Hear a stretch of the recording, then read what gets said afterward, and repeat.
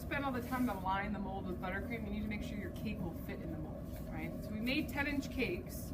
We have 10-inch ring molds. In theory, you'd think that it wouldn't fit. You'd have to trim that a lot. But you have to remember there's shrinkage, right, that's involved. Also, I'd like to say all these are perfectly round, but they're not always. So first you're gonna check it. You're gonna put the ring mold over the cake and you're gonna look. And it's hard for you to see from there, but I can try to hold it. You can see from the top and the bottom, there's a gap, right? That's good. That's where I want to fill it in with buttercream. But on the sides, there's not. That means I'm going to have to trim the cake on the sides so it fits, okay? The other thing I want to look at is the height of the cake. In this situation, it doesn't matter a lot that your cake, if your cake's a little smaller, it's okay, because you're going to have to trim it down so it fits in the mold, because our finished cake is going to be flush with the mold, which means you need to be about, I'd say, 2/3 down the side of the mold when you look at it. You know, they're not all the same height, so this side's 2/3, right?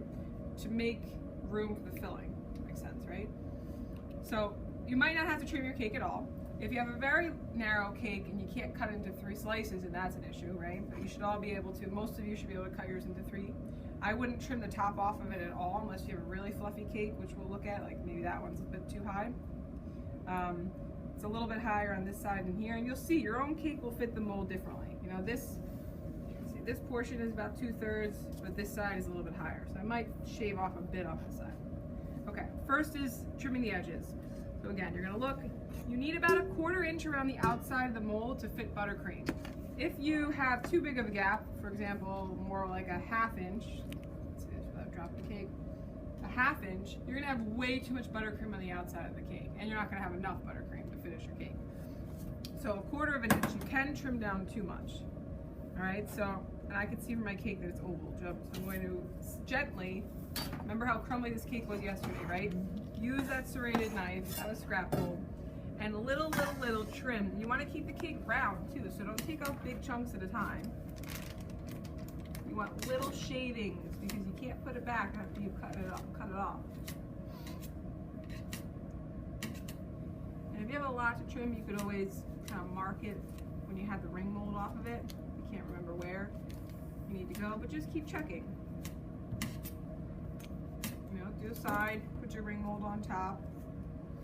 Make sure it's spaced. I have a good amount here. I need to trim at the very base. Cake.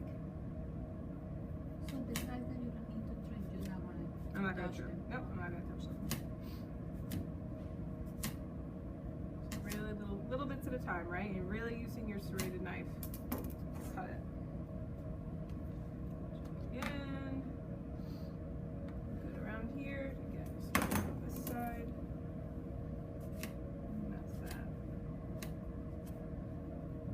So your sides are trimmed so you know your cake will fit inside the mold without scraping the buttercream. Next, we're going to look at your height. We said that mine was a little bit higher on one side than the other, which I can see. So I can carefully try to shave off just a bit. I have the longest and most dullest knife ever. So I can even just kind of use my hand. If it's not that off, I wouldn't go crazy trying to mess up your cake, you know, because it is so fragile. You could take off just a little bit of a hair to even it out. Take off this little bit here. If your cake is the right height, don't bother taking the skim off though, okay?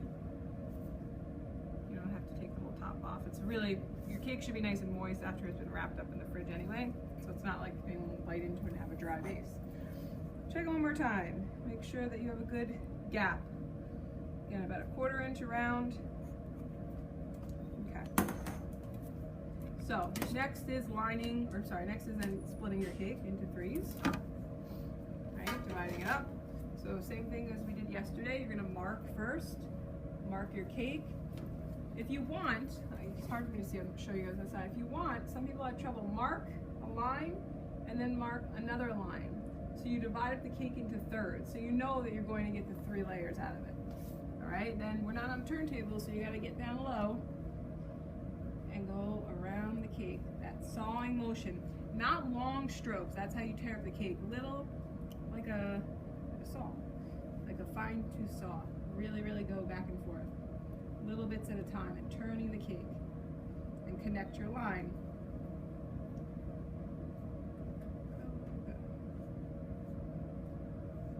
Until you get to the center.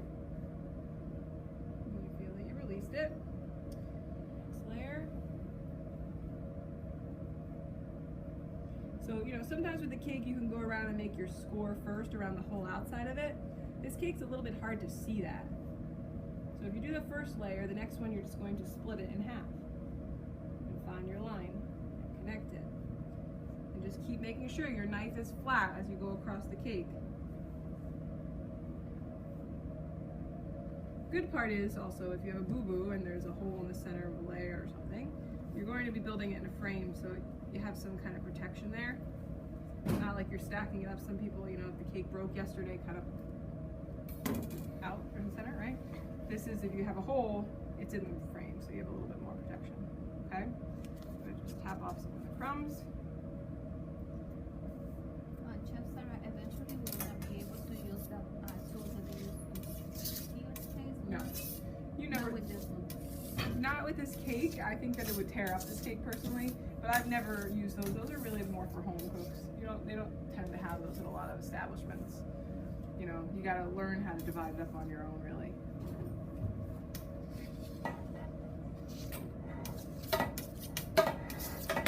All right, and voila. Next, setting up your ring mold. Okay, so you've had your buttercream, you split it in half. You need to fill a gap of buttercream that will match the size around the cake, right? So about a 1/4 inch. And this is another thing, people are afraid to put too much, but it's better to have a 1/4 inch layer first. I'm just gonna hold the ring mold in my hand and ice the inside of the ring mold. I'm choking up on my spatula. You could use a small spatula, but for me, it's why would you use something tiny and have to do double surface area? If I have a big spatula, I can apply more and I can get it done faster.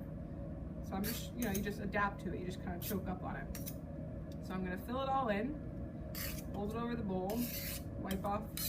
So obviously that's thicker on the bottom, right? That's a 1/4 inch, but I'm gonna go and fix that after. Right now I'm just kind of applying the buttercream, spreading it out.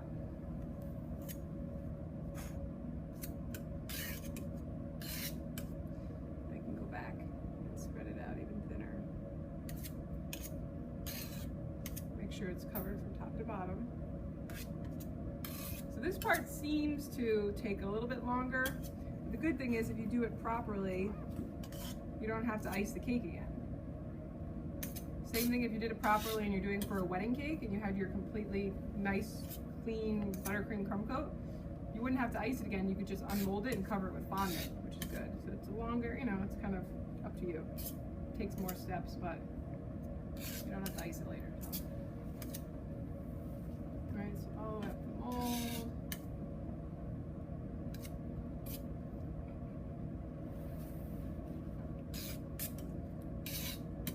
And then check. Go around the mold again, make sure it's level. Scrape top and bottom. It's really easier to hold it this way, and then you can put it down and clean it up a little bit more, but it's easier to hold it this way and see how thick it is. All right? And then at some point you're holding it, so you're gonna have to fix that finger mark, but that's okay. I'm gonna go down on a large board. Just because I don't like using all these boards, but just because some of the ring molds are bent, they don't fit on top of the 10-inch, it's a little bit safer. And then I can actually pick it up and show you what I need about lining, right, completely. And then if you've missed a spot or the spot where I was holding my fingers onto it, I made a finger mark, I can go back and carefully spread it a little bit more. All right, and then you check, did I miss anything? Looks pretty even, maybe. Sometimes at the very bottom you don't have enough buttercream the way you're icing. All right, so you go back and you check. So you have a 1/4 inch around the outside. So far so good? Yes. Awesome. Then we're going to start layering the cake. So, first guy up top. It doesn't really matter how you lay it. I just like to pick them up. I don't know why, it's a preference of putting the bottom in first, but the other thing is sometimes if your cake's very sticky on this side, the top, if you flip it over, it sticks to the cardboard. So I'm gonna go this way, bottom out. And I wanna show you something. I intentionally left some gaps so you can see how to fix it. If you do this and the buttercream frosting, try to pick it up, I'm gonna shift it all the way bottom. If the buttercream frosting is not touching the cake, that's a problem. You'll never be able to unmold it because there'll be nothing for the buttercream to adhere to on the cake. But it's very, very easy to fix this. So that could happen if the buttercream's not thick enough around the outside, okay? Like I should have went a little bit thicker on some of the portions. It could happen if you cut your cake too much, but it has to stick. If it doesn't stick, the cake will not come out of the mold. You'll have like cake separated and you'll have buttercream still left on the ring mold. So the way to fix that, and you fix it now before you go any further, is putting some of your buttercream in a bag. It's easier to fill in the gap in a piping bag. Use the same bag you're going to garnish with later instead of dirtying 2 bags. Oops. And fill in that gap. All right, all around the cake. Just gonna pipe a line all around the cake, or wherever there's a gap. There's more on one side or the other. Okay. So, Chef, what would you say? Is it better to have a little less than too much? Because like, what would happen if you put way too much? It would be too thick. You mean the gap? Well, if you put too thick around the ring mold. It's better to have too much. Well, then you're just gonna wipe it off. Okay. Like if you didn't have enough space when you put your cake in, it's gonna swipe off. And then in this case, we're glazing it, so really, in the end of the day, it doesn't matter. You're gonna cover it up. But if you were just wanted to unmold it and serve it as your buttercream cake, then you're gonna have spots and you have to ice it again. Okay. So it's kind of like depends on what you're using it for. For us, it's for you guys today. It's better to go thicker on the mold and not have to go back and fix it like that. Better go thicker and then swipe it off, so you know you have that seal and you don't have to go back and try to adjust. I'm gonna give it a little bit of tap. Hopefully settle down the buttercream to the edges. I can see that it's sliding, so that means there was a gap, which is okay. I can go back always. You can always go back and fill in your sides, so don't be afraid to do that. If you wipe it off or something, right? Because you still need the same amount. The cake's not changing. I'm still going to need the same amount around the sides to patch it. All right. Soaking. Again, very important, right? You all ate your cakes yesterday and needed a little soak. Okay. Thin layers of buttercream. This is a very sweet cake. It's buttercream with ganache on top. So I like to use the piping bag because it's easier for me than spreading in here. Start at the center. I should say it's very sweet, but also you need to make sure the cake fits in the ring mold, right?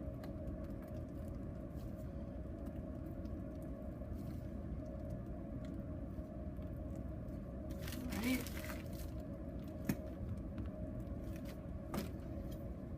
Spread it out just a bit. Can you go thinner than that, or? Can you go thinner than that?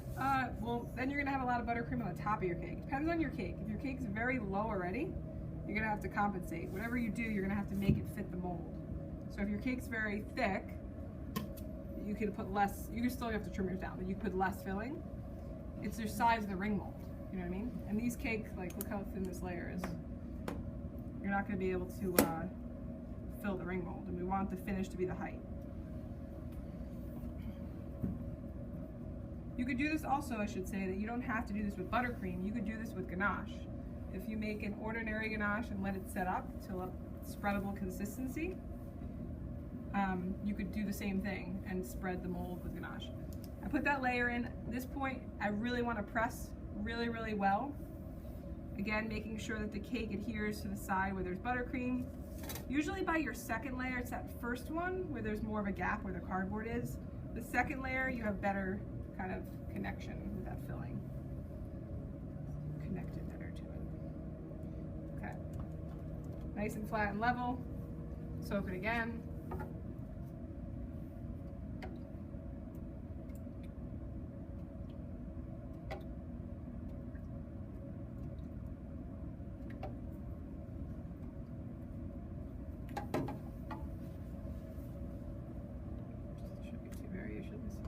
Putting it in and spreading it now. You can decide which one you like better. Sometimes, you know, if you think about we're doing one cake, if you had to do 100 of them, what goes faster? Filling up the bag. And then, depends. If you're a better spreader, if you're not a good spreader, you're a better piper, then I'd say the other way goes faster. All right, so nice even layer. Okay. Flipperoo, the last layer. You could flip it or lay it flat, whatever you feel like doing. Let's flip it. Press press it in. So you see I'm right up to the top of the edge with enough room to seal it, which you have to do. If you try to glaze with ganache with a really spongy, porous cake like this, but let's say I just left it and I want to pour the ganache right on top, it sucks right into the cake because it's so spongy. You can get away with it, but you usually have to do at least 2, if not 3 glazes on top of a cake like this, so it kind of absorbs into it, the first layer. But with something like this, it's preserved better. I'm going to soak it again. It's preserved better if you seal the whole thing in with buttercream. So when you cut into the cake, it looks really nice. You have that outline of buttercream, and you have the layers and the ganache on the second. It looks nice. It also allows you to make sure that you're sealing in any little last gaps.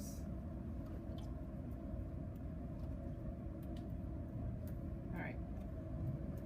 So buttercream shelf life is better than the whipped cream shelf? 100% better, yeah. Like you could make this cake, let's say if you would want to do it for a wedding cake or just a single one, or a lot of times at restaurants, you know, you have last minute birthdays or anniversaries, and you'll make, not big ones probably, 6-inch cakes that you'll keep in the freezer in ring molds, completely sealed like this. And they'll keep for 6 months in the freezer if they're wrapped really well. Yeah, no fresh fruit, that's it, right? And then like the whipped cream, like this could stay out at room temp. This can stay out, yeah, this can stay out much. I mean, cool, it still melts eventually if it's really hot, but. Yeah. All right, now I'm putting a little bit of buttercream on top. And there's a little bit of a gap on some portions, and it's not level, right? Which I wouldn't like if I glazed it. We're trying to make a beautiful level cake. So you're gonna spread out and you're gonna fill in your gaps. You use the ring mold as your guide. Spread it out, press it in. So really get it down in there so you don't have any holes. And you can pick up some crumbs, don't worry, because you're glazing it. Now, if you go across, and I can see it, but if you go across and this is not level, it means you need more buttercream, right? We need I know we don't want too much buttercream, but we need it to be level, and I'm going to show you why, or what you can do to make it sharper. I'm going to spread a little bit more. You want more so you can take it off, right? So spread it out. Now, you guys, I think, have your long, straight spatulas. I don't have one, but you could also use a knife. Anything that's long enough to go across whatever you're doing. So this is a 10-inch, 12-inch knife. Not the serrated side. Hold it up, go straight across. A ruler also works for this. Okay, so you get a perfect level cake. Instead of going back and forth with your spatula, it's completely level to the ring mold.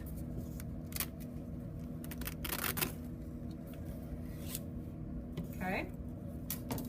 Pop it in the freezer. Label your board, pop it in the freezer.